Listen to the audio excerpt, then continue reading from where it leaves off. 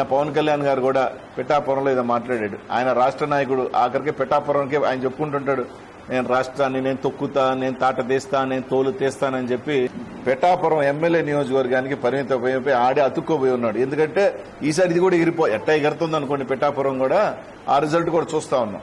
అది వదిలేసి ఆయన తీసుకుంది 21 సీటు.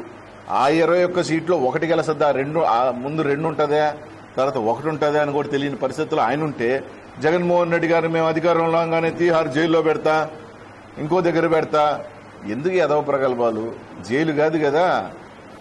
జగన్మోహన్ రెడ్డి 2030 అరిసి 5 సంవత్సరాలు గింజుకున్నారు. కేంద్ర ప్రభుత్వంతో మీరే ఉన్నారు, కేంద్ర ప్రభుత్వంలో మొత్తం 5 సంవత్సరాల పాటు.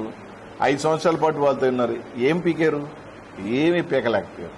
ఈ రోజు వచ్చి నేను ఆయన్ని పెడతా, ఈయన్ని పెడతా ఎదవ ప్రగల్భాలు, సినిమా డైలాగులు మాని ప్రజలు సినిమా డైలాగులు నమ్మే పరిస్థితులు లేరు. ప్రజలు స్పష్టంగా ఈరోజు తీర్పు ఇవ్వబోతున్నారు. పల్నాడు జిల్లాలో 7 నియోజకవర్గాలు గెలవబోతా ఉన్నాం.